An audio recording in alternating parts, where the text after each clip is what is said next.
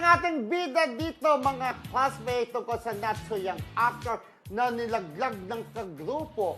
Paano raw kasi malaki ang kanyang notrilya? Ay, kargada. Oo, kargada. Alam Patola. mo na. Yung ano, Talong. Yun. Kasi, ang sabi ng mga kaibigan niya na kagrupo niya, mga kasama niya, all-male group sila eh. Okay. So, mayroong ginawa sila ng ginagawa ng mga lalaki, nagpapakitaan kasi sabi, o palakihan, may mga gani. Pagka kahit naman normal ng mga walang mali lalaki, siya. walang mali siya. Okay. O, tingnan ko nga parin sa'yo kung gano'n ka lang, nagpapakitaan. So, yung isa naman daw, pinakita, pinaano pa daw, pinaano niya. Pinatayo. Pinatayo, parang, Talaga? ay, Dakota ka pala, Paris. Ay, ganon. Pinagyabang talaga. Pahawak Bida ka, pare, talaga. ganon. Charot lang. Pare, pahawak. Pare, pahawak, walang mali siya. Pero ganon. Pero di ba sa mga babae, pag yung mga flower, pakitaan ng flower, okay rin ba? May ganun din ba? Alam mo, hindi ko pa na-experience yung gano'n. Wala pa. Pero sa mga lalaki, lalo pag naglalasingan, nag-inuman. Ganun talaga yung kulit, ha?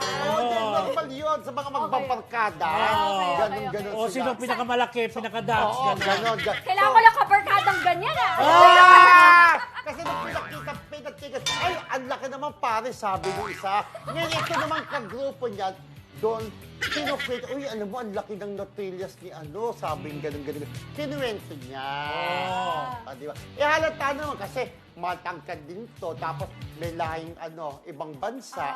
Kaya nung pinakita, Yun yung clue. Matangkad. Active pa ba yan? Active pa sa show. Gwapo? Matangkad, gwapo, magandang katawan, di ba? Kumbaga, syempre, kahit siya naman, syempre, proud din siya na malaki kanyang notrilya, di ba? At kinukwento ng kaibigan niya kasi syempre mga kabataan yung maano lang yan parang for fun, di ba?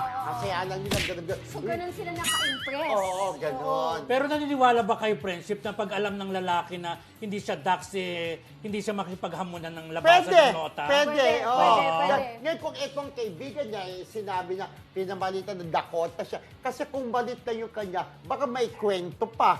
Ay, karas mo yan. Medyo regalado, Oo, sabi. medyo regalado. Sabi, karas mo yan, yung balit ng nota niya, baka gumano. So yung proud siya, pinakita niya yung notil siya malaki. At ang hindi pa pala, nag-aras pa, hindi pa daw umaano. Ano yung friendship? Ano Mala siya? MRT ba, friend? Shower. Hanggang saan? Mula Mula monumento hanggang Baklaran ba? O- Parang mula dito sa table natin hanggang sa counter. Ay, grabe! Nalokay kaibigan niya. Ang laki pala niya, pare! Sabing gano'n. Diyos ko, so large ang talong. Guys, ang tanong. Ay, bongga. Kapag dumadating siya, mas nauuna yung ng 15 minutes. Pero- ay, papagating na siya, dito na yan. Pero Salome, ikaw ba? Kasi mayroon ako nakakatsikahan na isang beauty queen na actress. Sabi niya, naka-experience na raw siya ng mga Pilipino. Ang mga Pilipino daw, ang size talagang tigasin, sabi Oo, niya. totoo Pero ang yan. foreigner, malaki daw pero malambot. True ba yan? Totoo yan. Oh. And especially in some cases na kung malaking-malaki talaga, it's gonna take you a while for it to get hard. Yeah. So, minsan so kahit malaki nga yung titin mo, pero... Ah! Beep na lang! Beep, beep!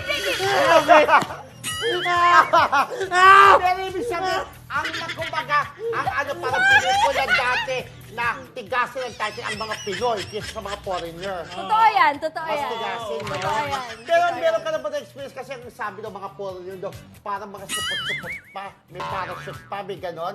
Kasi May friendship, may experience ka mga na hindi naniniwala sa circumcision. Oo. Tsaka actually like nakaka-benefit yun sa lalaki kung uncut siya, kung uncircumcised siya. Kasi meron tayong mga nerves sa doon sa foreskin na nawawala kapag nagpatuloy tayo. Ayan. So may nawala sa amin? Pero parang kulang yung sensation na nararamdaman. Ay, hindi! So, hula-hula na friendship. Wala na po kasi nung tinutukoy namin isang actor na gwapo na talagang bukod sa gwapo na ay ang laki pa ng notrillas ay mismo sa kanyang kaibigan. Ayan.